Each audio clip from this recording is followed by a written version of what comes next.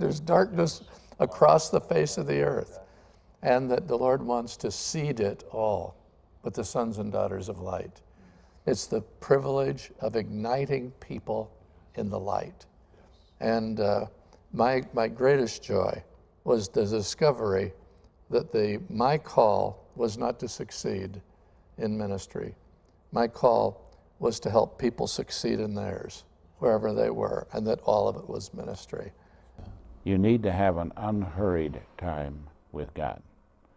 However early you need to get up, and so that your time with God is unhurried, so that He has all the time in the world to speak to you and to impact you. Don't do a little devotional life.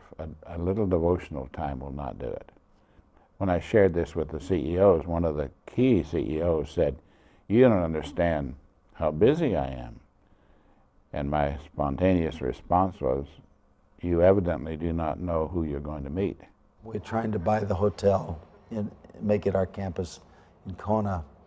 And there was so much greed demonstrated because it was in bankruptcy court, 14 lawyers fighting over equity and all of this. I had never been to court, first of all, but this greed was so obvious. And I thought, oh God, what do we do? And the Lord said, minister in the opposite spirit. And that was a new phrase to me. So it came out of that time. And I said, well, what's opposite of greed, Lord? He said, generosity. Generosity. And I, in tears, and I can remember it in my dining room in Monrovia, California, I said, God, it looked like I caught God listening. You know, like I caught Him listening. Now I'm going to ask Him for what I really want.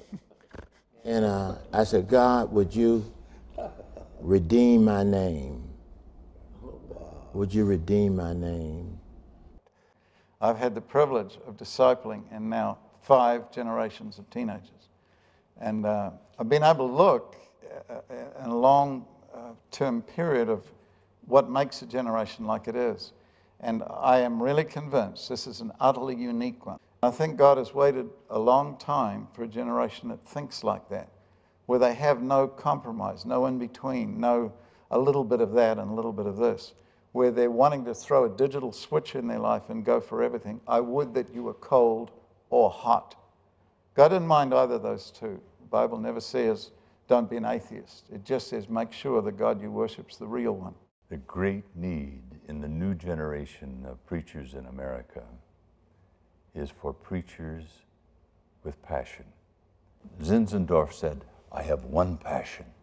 It is He. It is He. And Spurgeon said, we have a great need for Christ, but we've got a great Christ for our needs. And I have followed a basic rule all through my life, that nothing can happen through you till it happens to you. And you can only communicate what you've recently rediscovered.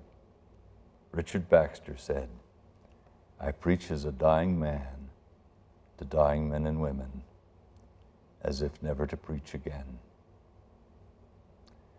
And I think about that when I come into the pulpit.